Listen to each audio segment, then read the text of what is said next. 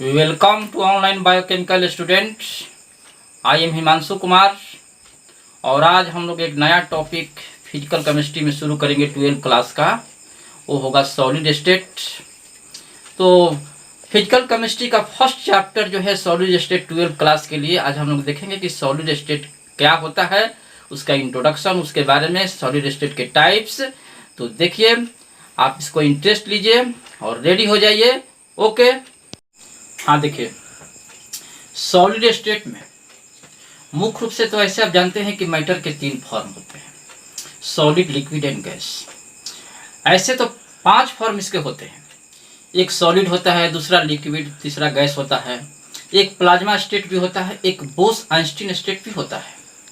लेकिन हम लोग को यहाँ सॉलिड स्टेट पर विचार करना है, इसके 5 फॉर्म पर नहीं जाना है। लेकिन मुख्य रूप से अगर कोई पूछता है कि सॉलिड के कितने फॉर्म होते हैं तो 3 ही फॉर्म बताना है, सॉलिड, लिक्विड एंड गैस। क्योंकि हम लोग को जो मेन जो उद्देश्य है कि हम लोग को जहाँ पहुँचना है, जो टारगेट है, उस पर हम लोग फोकस करें। तो सॉलिड जो होते हैं आप जानते हैं कि एक दूसरे के काफ़ी करीब होते हैं। एक दूसरे से सॉलिड के जो पार्टिकल्स जो होते हैं, और पार्टिकल्स के रूप में कौन होता है, एटम, मोलिक्यूल्स और आयन। सॉलिड के अंदर जो कॉन्स्टिट्यूएंट पार्टिकल्स होते हैं, तो वो कॉन्स्टिट्यूएंट पार्टिकल मुख्य रूप से कौन होता है, याद रखिएगा कि सॉलिड स्टेट के अंदर जो सॉलिड के कॉन्स्टिट्यूएंट पार्टिकल्स होते हैं मुख्य रूप से कौन होता है, एटम, मोलिक्यूल्स एंड आयन। और इसको ओठ पर याद रखिएगा। तो इसके जो पार्टिकल जो होते हैं एक दूसरे के काफ़ी क्लोजली पैक होते हैं। तो मान लीजिए कि सॉलिड के पार्टिकल एक दूसरे के काफ़ी क्लोजली पैक होगा तो क्या उसके बीच का डिस्टेंस कम हो जाएगा ना। तो डिस्टेंस अगर बहुत कम हो जाएगा तो उसके बीच में क्या होगा कि फोर्स जो होगा, इंटरमोलिकुलर फोर्स काफ़ी स्ट्रांग हो जाएगा। और वो फोर्स कैसा होता है, डेट इज कूलम्बिक फोर्स होता है। और कूलम्बिक फोर्स में आप जानते हैं कि एफ जो होता है वो आर के इन्वर्सली प्रोपोर्शनल होता है। F is inversely proportional to R square. कहने का मतलब क्या है कि उसकी दूरी कम होगी, उसका डिस्टेंस कम होगा तो उसका फोर्स ज्यादा होगा। तो ये बात है। आप ऐसे भी जानते हैं कि सॉलिड में रिजिडिटी होता है, सॉलिड में कठोरता पाया जाता है, उसके शेप और वॉल्यूम उसका डिफिनिट होता है, उसका मेल्टिंग पॉइंट हाई होता है, उसके डेंसिटी हाई होता है। और एक बात, खास बात याद रखिएगा, जो ट्रू सॉलिड जो होते हैं, जो आगे चलकर हम पढ़ाएंगे, जो क्रिस्टलाइन सॉलिड होता है, जब सॉलिड के टाइप पढ़ाएंगे तो सॉलिड का जो अरेंजमेंट होता है 3 डायमेंशनल अरेंजमेंट होता है। स्पेस में 3 डायमेंशनल अरेंजमेंट सॉलिड रखता है। और इसमें एक ऐसा प्रॉपर्टी है, इसको याद रखिएगा, इनकम्प्रेसिबल प्रॉपर्टी। अब इनकम्प्रेसिबल कहने का मतलब उसको दबाया नहीं जा सकता। अब सॉलिड को दबा कर तो देखिए, तो यही बातें आप इसके इंट्रोडक्शन में मुख्य रूप से है। तो देखिए मैंने क्या लिखा है कि सॉलिड के डिफिनेशन में मैंने लिखा है कि solid is defined as that form of matter which possesses rigidity and hence possesses a definite shape and volume। कहने का मतलब है कि सॉलिड वही होता है जो रिजिडिटी को रखता है, कठोरता को रखता है, उसका शेप और वॉल्यूम डिफिनिट होता है, उसे क्या कहते हैं, सॉलिड कहते हैं। क्लियर। देखिए दूसरी बात, इसकी खास विशेषता क्या है, the constituent particles like atom, molecules, ion, और इसको अंडरलाइन कर लीजिएगा, एटम, मोलिक्यूल्स और ion are very closely pack, काफी एक दूसरे के नजदीक होते हैं। इस तरह से मान लीजिए कि पार्टिकल जो है एक दूसरे के काफी ऐसे क्लोजली पैक है। मान लीजिए बहुत पैक है, एकदम बहुत नजदीक पैक है। तो इसके बीच का डिस्टेंस क्या है, बहुत कम है। तो बहुत कम है तो उसके बीच का फोर्स, इंटरमोलिकुलर फोर्स, पार्टिकल के बीच का जो फोर्स है ना, स्ट्रॉन्ग फोर्स होता है। और यहाँ पर कूलम्बिक फोर्स लगता है। और कूलम्बिक फोर्स क्या होता है, आप पढ़ेगा इलेक्ट्रोस्टैटिक फिजिक्स में पढ़ेगा कि ये बराबर 1/4 pi epsilon not into Q1 Q2 बटा में R स्क्वायर। therefore ये F is inversely proportional to R square. अगर उसकी दूरी कम होगी तो उसके बीच का फोर्स ज्यादा होगा, मतलब कि पार्टिकल के बीच का फोर्स जो होगा स्ट्रॉन्ग फोर्स होगा। तो यही बात मैंने इसमें लिखा है कि that is intermolecular distance are very small and have a strong intermolecular force. दूरी कम है, फोर्स ज्यादा है, रिजिडिटी है सॉलिड में, डेंसिटी इसका हाई है, और दूसरी बात है कि इसका शेप और वॉल्यूम जो होता है निश्चित होता है, और इसमें इनकम्प्रेसिबल का गुण होता है। तो इनकम्प्रेसिबल कहने का मतलब इसको दबाया नहीं जा सके। तो खास तौर से एक जगह मैंने बात एनबी करके नोटबुक में लिख दिया है कि सॉलिड साहब रिजिडिटी है, इसमें याद रखिएगा, सॉलिड में क्या है, रिजिडिटी है, हाई डेंसिटी है, शेप और वॉल्यूम उसका डिफिनिट है, इनकम्प्रेसिबल कैरेक्टर को रखता है, और स्ट्रॉन्ग इंटरमोलिकुलर फोर्स इसमें होता है पार्टिकल के बीच में। और याद रखिएगा कि 3 डायमेंशनल अरेंजमेंट इन स्पेस। तो इस बात को इतना याद रखिएगा, इसके इंट्रोडक्शन में जो मेन पॉइंट है IMP कि सॉलिड में मुख्य रूप से आप याद रखेगा रिजिडिटी है, हाई डेंसिटी है, डिफिनिट शेप एंड वॉल्यूम है, इनकम्प्रेसिबल कैरेक्टर है, और स्ट्रॉन्ग इंटरमोलिकुलर फोर्स होगा, और 3 डायमेंशनल अरेंजमेंट होगा। और सॉलिड के अंदर जो कंस्टिट्यूएंट पार्टिकल होगा, जितना भी इस चैप्टर में हम बात करेंगे एटम्स, मोलिक्यूल्स, आयन की ही बात करेंगे, तो कोई पूछता है कि क्वेश्चन कि सॉलिड के कंस्टिट्यूएंट पार्टिकल का नाम बताइए, आप कहेगा एटम, मोलिक्यूल्स और आयन। क्लियर? ये बात अगर समझते हैं तो इसको नोट कीजिए, तब आगे बढ़ेंगे।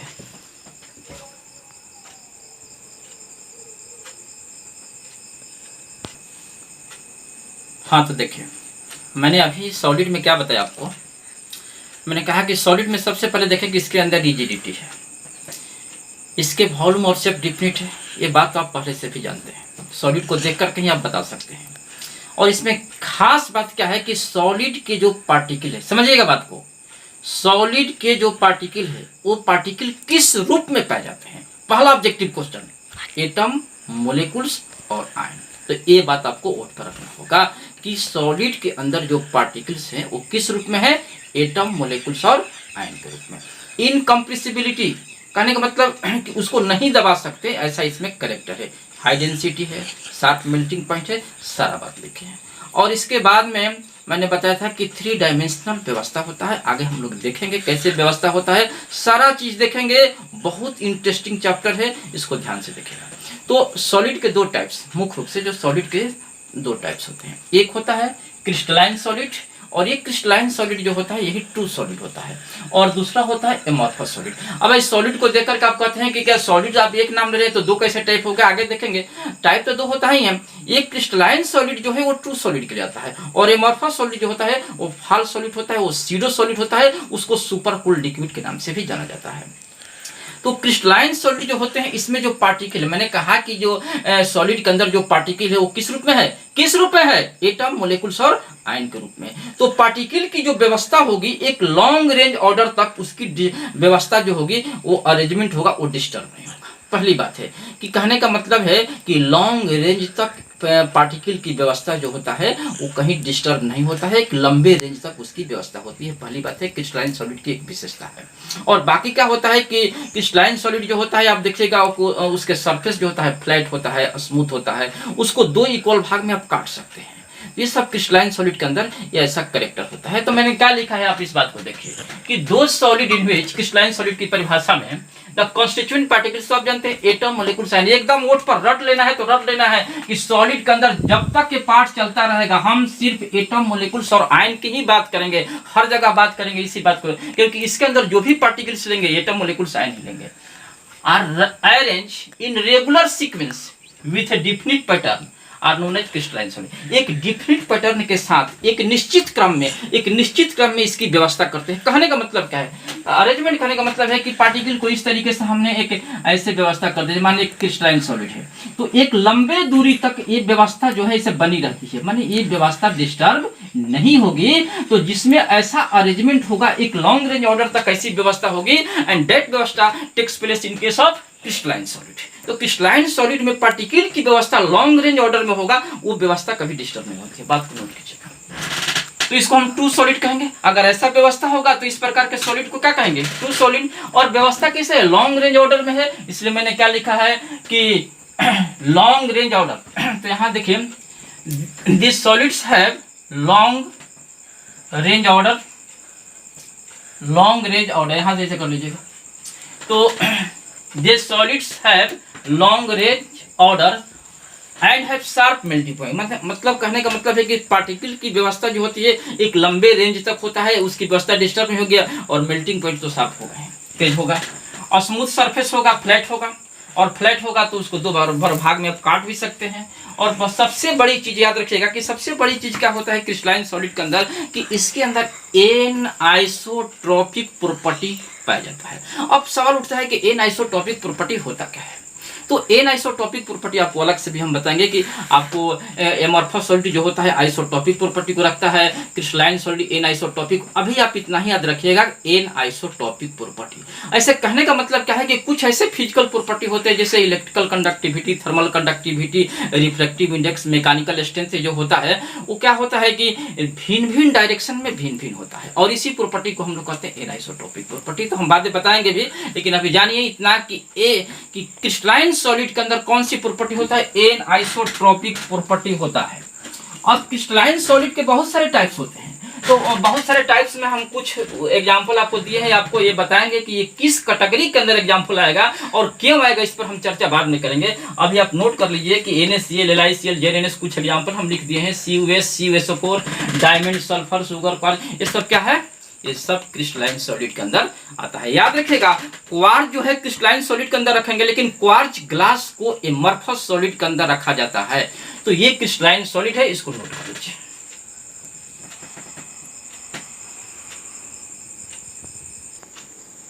देखिए, क्रिस्टलाइन सॉलिड के ठीक उल्टा एमॉर्फस सॉलिड है।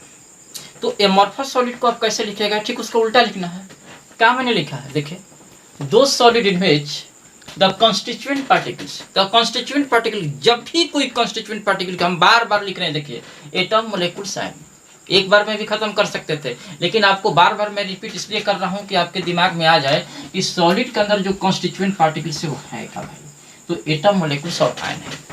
तो इसकी जो व्यवस्था जो होती है डिफरेंट नहीं होती है, are not arrange in regular sequence, एक नियमित क्रम में नहीं व्यवस्थित रहेगा, डिफरेंट पैटर्न के साथ, एक निश्चित पैटर्न के साथ इसकी व्यवस्था जब नहीं रहेगी तब इसे कहेंगे एमॉर्फस सॉलिड। कहने का मतलब क्या है, जैसे मान लीजिए कि हाँ आप सॉलिड कैसे व्यवस्था कर रहे हैं, और इस तरह से सॉलिड की व्यवस्था, कोई ऐसे व्यवस्था डिस्टर्ब हो जाए, इधर उधर हो जाए, फिर ऐसे दो आता है, फिर इधर ऐसे व्यवस्था हो जाए, इस तरह से हो जाए, फिर ऐसे चल रहा है, तो अरेंजमेंट क्या है, डिस्टर्ब है।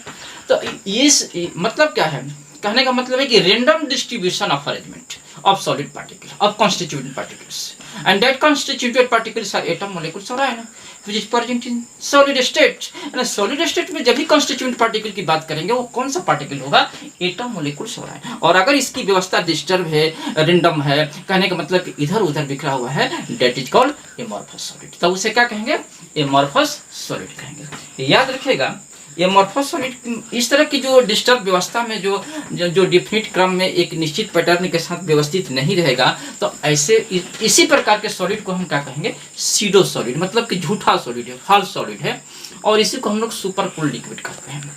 और सुपर कूल्ड लिक्विड कहने का मतलब क्या है, अब जैसे कि मान लीजिए कि आप देखे हुए, आपको मैं याद दिला रहा हूँ कि जो पुराने भवन की जो कांच की जो खिड़की थी, तो उसमें देखिएगा कि वर्षों तक क्या होता है कि ग्रेविटी के प्रभाव से उसमें कुछ ऐसा बहाव आ गया है, तो होता क्या है, खिड़की के नीचे का जो तह है उसमें ज़्यादा थिकनेस दिखाई देगा, मतलब ज़्यादा थिकर हो जाता है, तो ये ग्रेविटी के प्रभाव के कारण होता है। और इस बात का इंडिकेशन है कि एमॉर्फस सॉलिड है और that solid is super cooled liquid, उसको हम सुपर कूल्ड लिक्विड के नाम से जानते हैं।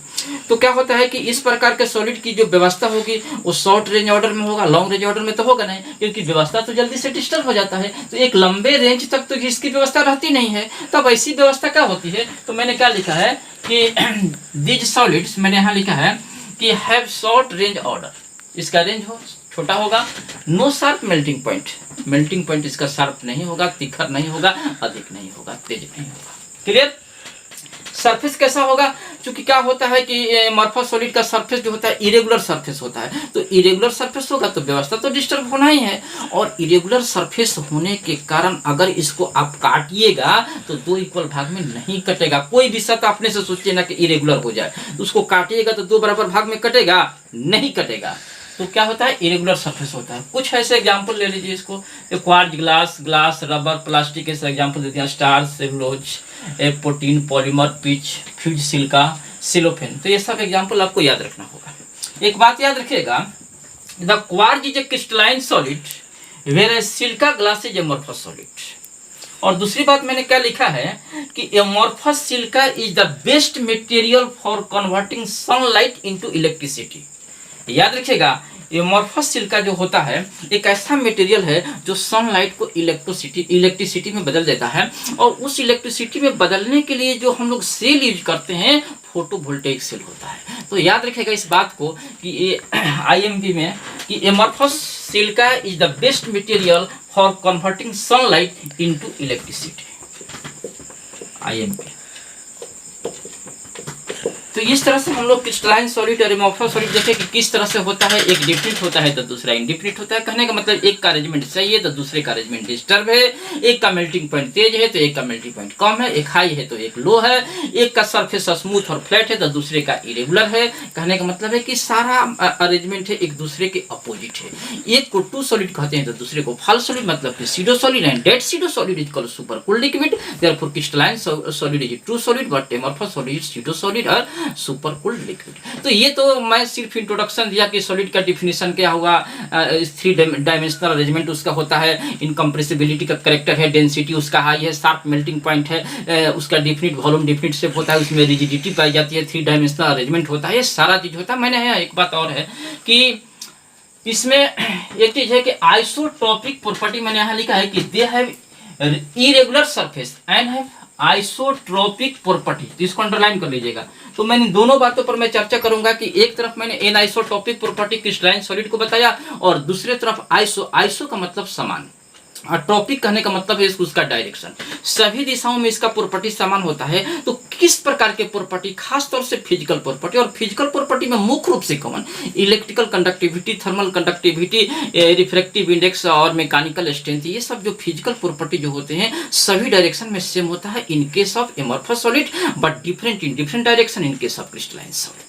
तो ये क्रिस्टलाइन सॉलिड और एमॉर्फस सॉलिड हो, मैं इस बात को पुनः चर्चा करूंगा कि एनाइसोटॉपिक प्रॉपर्टी और क्या है और आइसोटॉपिक प्रॉपर्टी क्या है। ये हमेशा आता है कि आइसोटॉपिक प्रॉपर्टी किसमें पाया जाता है, एमॉर्फस सॉलिड में, एनाइसोटॉपिक प्रॉपर्टी किसमें पाया जाता है, क्रिस्टलाइन सॉलिड में। तो ये थोड़ी सी इंट्रोडक्शन हुआ, आगे हम इसका बढ़ेंगे। तो इन सारी चीज़ों को आप नोट कर लीजिएगा। और हाँ, मैं आगे बढ़ूंगा, इसको विस्तृत रूप से हम लोग पढ़ेंगे, बहुत ढंग से पढ़ेंगे और इस तरह से पढ़ेंगे कि एक भी क्वेश्चन, चाहे वो 12th क्लास का हो, चाहे मेडिकल का हो, चाहे इंजीनियरिंग का हो, कोई भी क्वेश्चन मिस करने वाला नहीं है। ये बहुत ही इंटरेस्टिंग और बहुत मतलब कि इतना मजेदार चैप्टर है, इसको पढ़िएगा तो बहुत आनंद आएगा।